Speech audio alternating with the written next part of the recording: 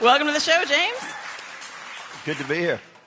Well, I wanted to briefly talk about where you came from. When you started at Keen in 2008, you came from Solomon Sports.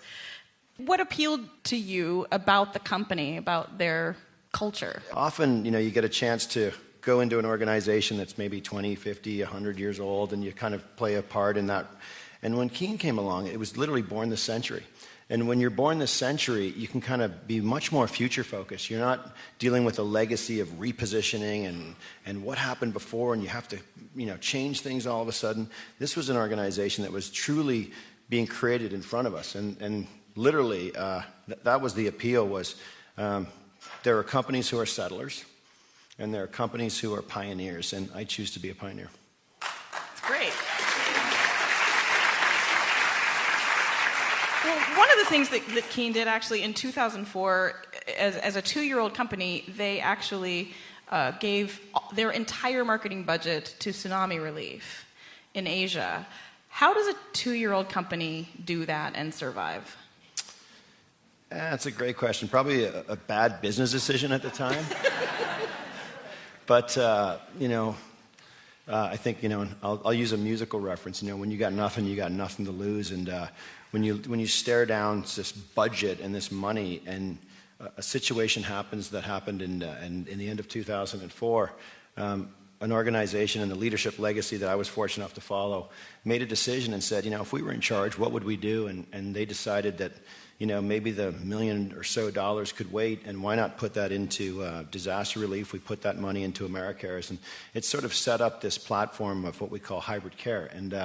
And since then, we've literally taken that spirit and that notion of helping others when they need it most, and really believing in the long term that if you do the right thing, maybe over the course of time, people will say, you did the right thing, and for that, we think we want to be a fan of yours. And it was a risk. I got to tell you, it was a risk. And the legacy of the leadership, I applaud them for making that brave decision, because a lot of companies might not have tried that. Yeah. And Keen did. And did it pan out for them? Yeah. So worst ever business decision, like let's just do this. But from a brand perspective, I think more than anything, it added a dimension of soul to our organization, and it set I got to tell you, it set a very risky standard for our organization, because, as we all know, that the world is changing, and not always for the better. And since then, we've seen earthquakes in inner China. We've seen, obviously, the earthquake in Japan. We've witnessed the Haitian issue as well. And so when you set a standard, it's okay, what are you going to do now? And what I really like about being a pioneer is you don't have to stick with one dimension. It doesn't have to be just giving money. We trucked in 50,000 pairs of shoes to the Sichuan region of China, which, if you think about that, 50,000 pairs of shoes is not easy to get to a place. Trust me. When the Haitian issue hit, myself and Chris Enlow, who handles a lot of our hybrid care program, we literally got on a bike that morning, and we biked over to Mercy Corps and gave them $20,000 and said, this is to start, and we're going to do more. And we did more. And then in Japan last year, when that hit,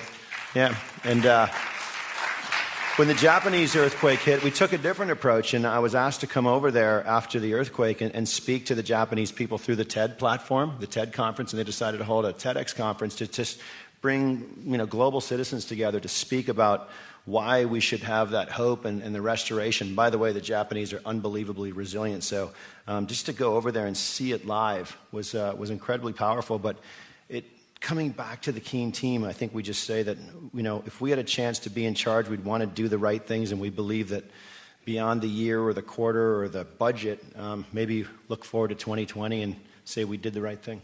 Yeah. It's a good place to be. If you're just tuning in, you're listening to Livewire Radio, and we're talking to James Curleigh, the CEO of Keen Footwear. I wanted to talk about this, the fact that in 2010 you brought manufacturing back into the United States. You actually built a plant in Portland, Oregon. And the numbers say that after that happened, your revenue actually increased by 30%. Mm-hmm. If it's so much more expensive, then how is that possible? Everybody get out your calculators. This is the math part here.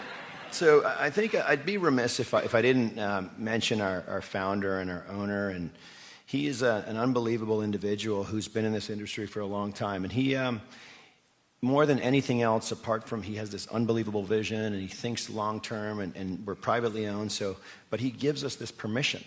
And he truly gives us permission as a team, as a brand, as a business, as individuals to try things. And as pioneers, you hear about, does it make sense? Could it make sense? And we decided we'd start this category called steel toe utility. We have a lot of people that wear our shoes on the weekends, and they said, gosh, come Monday morning, I'm swinging a hammer, I need steel toe, but I love your shoes, I love the fit, I love the toe protection. So we said, let's create a new category, and let's make it for, American workers who are working. We said, well, wouldn't it be cool if we had a Built in America story, and wouldn't it be cool if we put a factory in Portland, Oregon? We said, well, all the evidence suggested it'd be too expensive and it wouldn't work. And when you actually look at it, labor rates are going up significantly in Asia. Quality is getting challenged. Transportation costs are massive today, moving product around the world. Duty rates are getting prohibitive. So when you actually balance it all up, it's not just about flying a flag, which is obviously important. It's about making business sense. And if you can make business sense, launch a new category, build it here in Portland, Oregon, you save on all those things we just said, and it starts to make sense. Yeah. I also just wanted to talk about, you were also on a panel with President Bill Clinton. You were talking about your recess revolution. Can you talk about what your recess revolution is? Yeah, all right, close your eyes. When you were in school, what was the funnest part of your day? Right? And so somewhere along the line, if that was the funnest thing you did as a kid, you like recess, right? If that was the funnest thing you did as a kid, why did you stop doing it? At what point did the man say, recess is over, get in your cubicle and never come out till the buzzer rings? And so we got intrigued with this notion of recess, and I did a little research, and I found out that the invention of recess, little did we know, was invented in around 1860 by a guy named Bronson Alcott. Ring a bell? Louisa May Alcott's father, okay? Anyone know that guy? He was probably the strictest academic disciplinarian of his time. He is credited for the modern-day time-based curriculum that our kids all we grew up with. And he recognized that the ability to let kids have fresh air, socialize, play games, create, play, and care about things was super important to actually getting back and focusing. So this guy proved it in 1860, and 150 years later, we're still debating recess. Bring recess back. So we started this revolution to say, let's bring recess back. Take a moment, take 15 minutes during the day to think about yourself, your friends, socialize at a time. And I'm going to sound like maybe the old guy in the room, but when I was a kid, the notion of connect meant connecting with people and places and friends and people that were going to be future friends. If I said today, what's the definition of connect? Ready? Everyone get your cell phone out. Connect, get your Facebook, and by the way, I'm all about technology, but somehow connecting and bringing recess back just felt like the right thing to do for Keene. Yeah, well, and a recent article in the American Journal of Play, which I had no idea existed, but it indicates that children's playtime in the past 15 years has decreased significantly, but what's happened is it's increased anxiety, depression, and attention span issues in these kids. So it seems like this is a lesson that adults can learn as well. Because why wouldn't the same thing happen to us, right? I agree.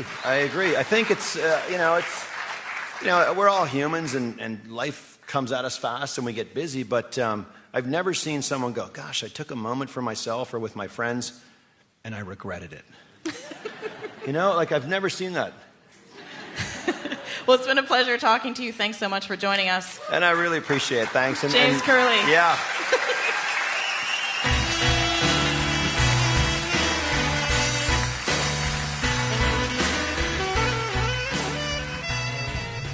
You've been listening to a snippet of Livewire, the radio variety show that's like a chew toy for your brain.